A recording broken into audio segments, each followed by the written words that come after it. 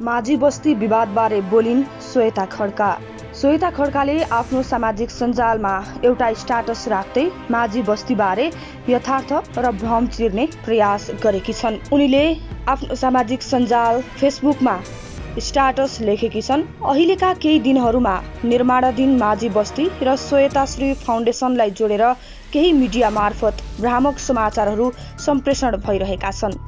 श्वेताले माझी बस्तीबाट हात झिकिन् शीर्षकका ती भ्रामक समाचारहरूसँगै माझी बस्तीका केही व्यक्तिहरूसँग लिएको अन्तर्वार्तालाई एडिट गरेर एकीकृत बस्ती निर्माणको परियोजनालाई नै असर पर्ने खालका नकारात्मक सूचनाहरू सम्प्रेषित भइरहेका छन्।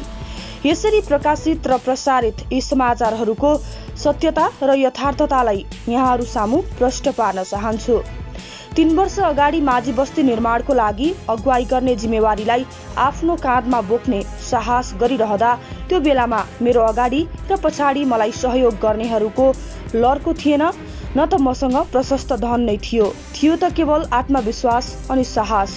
भूकम्पले क्षतविक्षत भएको माझी बस्तीलाई सम्बन्धित सरकारी निकायहरू लगायत मनकारी दाताहरूसँग जोडिदिने एउटा कडीको रूपमा आफूले भूमिका निर्वाह गर्न सके मात्र पनि एउटा शान्त र स्वर्गीय बस्ती ठड्न सक्छ भन्ने आत्मविश्वासले गजगच्याएको थियो मलाई।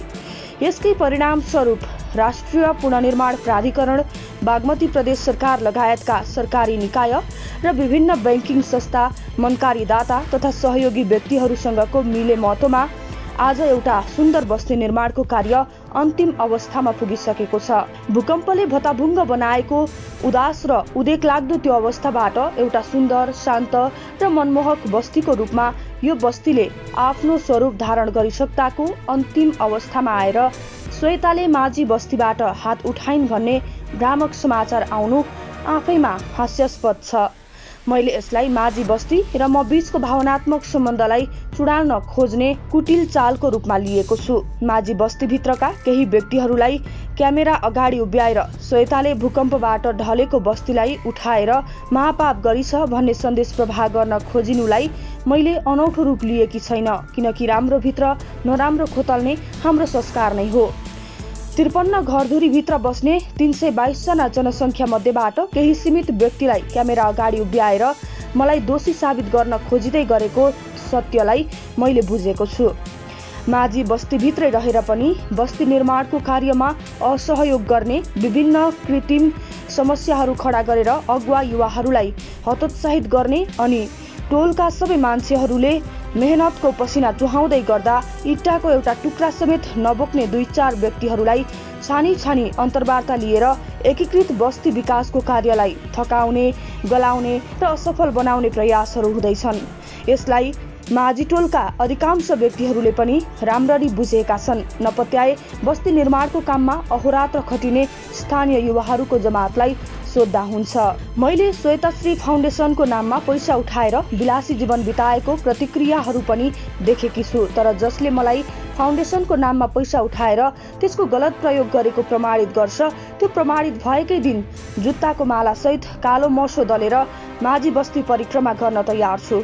तर फाउन्डेसनले कुन तरिका र कस्तो प्रक्रियामा कार्य गरिरहेको छ त्यसको बारेमा झिनो जानकारी समेत नलिई एकलौटी रूपमा आरोप लगाउनु कतिको जायज हो। यही आरोपलाई झुटो साबित गर्नका निमित्त म यथाशीघ्र प्रेसमिट आयोजना गर्नेछु र मलाई खेद्ने, लखेट्ने र विचलित तुल्याउने खेलको सप्रमाण पर्दाफास गर्नेछु। हिजो माझी बस्तीले आर्थिक अभाव झेलेर निर्माणको काम रोकिँदै गर्दा चुइक्कसम्म नबोल्नेहरू अहिले मतिर फर्किएर प्रश्न गर्दैछन्, तैँले यो बस्तीमा के योगदान गरिस्? मैले बस्ती निर्माणको काम रोकिँदै गर्दा व्यक्तिगत रकम रु 32 लाख दिएर काम सुचारू गरेको छु। विभिन्न दाताले घर बाहेकका पूर्वाधार निर्माणका लागि प्रदान गर्नुभएको आर्थिक सहयोगलाई पनि रिक्स लिएर उपभोक्ता समितिको खाता मार्फत घर निर्माणकै कार्यमा उपलब्ध गराएको छु। राष्ट्रिय पुनर्निर्माण प्राधिकरण मार्फत माझी टोललाई बजेट मिलाउन प्रपोजलको फाइल बोकेर 100औं पटक सिंहदरबार धाएको छु। कयौं मिटिङ र झन्झटिलो कागजी प्रक्रिया पश्चात मात्र माझी टोलमा सहयोगहरू पुगेको हो। बस्ती निर्माणका क्रममा आएका कयौं बाधाहरूसँग नडराई अनि हरेस नखाई जुधेको छु। जीवनमा कसैसँग हात फिजाएर भिख नमाग्ने प्रण गरेकी मैले माझीटोलको लागि हात फैल्याएकी छु, सहयोगको अपिल गरेकी छु। तर आजका दिनसम्म कोही कसैलाई जोर जबरजस्ती गरेर सहयोग दिन लगाएकी छैन। मैले दाताहरूलाई मेरो फाउन्डेसनको खातामा पैसा आउनुपर्छ भनेर कहिल्यै भनेकी छैन। माझीटोलकै उपभोक्ता समिति मार्फत डाइरेक्ट सहयोग गर्न अपिल गरेको छु। विश्वास छैन भने स्थानीय उपभोक्ताहरूको बैंक खाता र हाम्रो बैंक खाता केलाएर हेर्दा हुन्छ। हाम्रो खातामा लाखको कारोबार भएको देखिएला, तर उपभोक्ता समितिको खातामा करोडौंको कारोबार भएको देखिन्छ। यो परियोजना माझीटोललाई जबरजस्ती दिलाएको परियोजना होइन भन्ने बुझ्नलाई स्थानीय उपभोक्ता समितिसँग भलाकुसारी गर्नुपर्ने हुन्छ। बस्ती निर्माण पूर्व नै 8 वटा घरको डिजाइनहरू मध्येबाट हालको डिजाइन रोज्ने स्थानीयवासी नै हुन्। नेपाल सरकारबाट भूकम्प पीडितले अनुदान स्वरूप पाउने 3 लाख रकम भित्रैबाट बन्ने घरका डिजाइन पनि नदेखाइएको होइन, तर त्यो रकमबाट बन्ने घर अति नै सानो हुने र आकर्षक नदेखिने भन्दै स्थानीयवासीहरूकै सहमतिमा हालको घरको डिजाइन तयार गरिएको हो। घर निर्माणको लागि प्राविधिकहरूले तयार गरेको अनुमानित लागत रु 8,25,000 थियो। केही दाताहरूले ढोका लगायत जस्तापाता सहयोग गर्ने प्रतिबद्धता दिए अनुरूप सो सामग्रीको मूल्य घटाएर 7 लाख मूल्यमा बनाउन सकिन्छ भनी अन्तिम लागत मूल्य निर्धारण गर्ने पनि स्थानीयवासी नै हुन्। सरकारी अनुदान बाहेक अन्य नपुग रकम रु 4 लाख ऋण स्वरूप लक्ष्मी बैंकबाट लिने भनेर साझा सहमति जुटाउने पनि स्थानीय उपभोक्ता समिति नै हो। याद रहोस्, सरकारी अनुदान प्राप्त गरेका उपभोक्ताहरूलाई घर निर्माणको कार्यमा कुनै पनि संस्थाले आर्थिक सहयोग गर्न नपाउने प्रावधान छ। अन्ततः यही प्रावधानलाई मध्यनजर गरी घर निर्माणको कार्यमा फाउन्डेसनको तर्फबाट जग्गा सम्याउने, प्राविधिक सहयोग गर्ने लगायत निर्माणको लागि आवश्यक इक्विपमेन्ट तथा औजारहरू सहयोग गर्ने भनी पूर्व सहमति भएकै हो। घर बाहेकका नयाँ पूर्वाधारहरू जस्तै बाटो, नाला, सामुदायिक भवन, बाल बगैँचा, स्वागतद्वार, वाटर फाउन्टेन र सेफ्टी ट्याङ्की निर्माणको कार्यमा भने स्थानीय जनताको आर्थिक सहयोग नलाग्ने गरी श्वेताश्री फाउन्डेसनले विभिन्न निकायहरूसँग आवश्यक समन्वय गर्दै स्रोत जुटाउने भन्ने कुरामा सहमति जुटेकै हो। आजका दिनसम्म पनि सोही सहमति अनुसार कार्य भएकै छ। अन्ततः घर निर्माणको बाटोमा 4 लाख ऋण बोक्नुपर्छ भन्ने थाहा भएकै बस्ती निर्माणको लागि तयार हुने 53 परिवार मध्येका केही व्यक्तिले अहिले आएर आफूलाई नयाँ घर खाँडो भएको भन्नु कतिसम्मको जायज हो।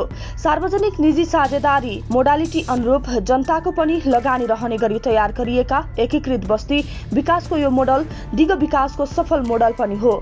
एनजिओहरूले सबै कुरा गरिदिनुपर्छ भन्ने परनिर्भरताको सोचलाई चिर्नको लागि जनताको सहभागिता र लगानीलाई आत्मसात गरिएको हो। 4 लाख ऋण बोकेका माझी परिवारले ऋण मात्रै देख्नु तर आफ्नो अचल सम्पत्तिको मूल्य बढेको नदेख्नु विडम्बनापूर्व छ। बस्ती निर्माण पूर्व 25,000 आनामा बिक्री हुने जग्गाको मूल्य अहिले 90,000 पुगेको छ। 7 लाखमा बनेको घरलाई अहिले 12 लाख दिएर खरिद गर्न चाहनेहरू छन्। त्यसो त माझीहरूले बोकेको ऋणको भारी तिर्नको लागि होमस्टेको परिकल्पना गरिएको छ, जसले स्वरोजगार सिर्जना भई आम्दानीको स्रोत हुनेछ र ऋण तिर्नको लागि सहजता आउनेछ। यसको लागि भौतिक पूर्वाधार निर्माणको सम्पूर्ण कार्य सकिनु जरुरी छ। अन्ततः दूरगामी सोच बोकेको यो परियोजनाको मर्मलाई नबुझी यसको बारेमा गलत अफवाह फैल्याउन खोज्नु कतिको न्यायसङ्गत होला। यतिखेर माझीटोलमा इट्टा र सिमेन्ट जडित भौतिक पूर्वाधारहरू मात्र बनेका छैनन्। बस्ती बन्दै गर्दा मानसिक रूपमा पनि सशक्त बन्दै गएका स्थानीयवासीहरूले आफूमा आएको मानसिक र बौद्धिक विकासको मूल्याङ्कन पनि गर्नुपर्ने हुन्छ। बनाएको घर भत्किन्छ तर मानसिक सशक्तिकरण कहिले भत्किँदैन। अन्ततः बन्दै गरेको माझी बस्तीलाई सम्पन्न गर्नु मेरो धर्म अनि कर्म हो। मैले अपिल गरेको आर्थिक सहयोग नजुटे पनि त्यो बस्तीलाई सम्पन्न गर्ने जिम्मेवारी मेरो नै हो। म मेरो जिम्मेवारीबाट विमुख हुने छैन। माझीटोलबाट हात झिकी भन्नेहरूलाई म एउटै सन्देश प्रवाह गर्न चाहन्छु। जबसम्म मेरो श्वास चलिरहन्छ माझी बस्ती मेरो मन मस्तिष्कबाट हट्ने छैन। मेरो अन्तिम इच्छा म मर्दा मेरो लासको चिता पनि माझी बस्तीको आँगनमा रहेको इन्द्रावती बगरमा बनाइयोस् र मेरो अन्त्येष्टि त्यही गरियोस्।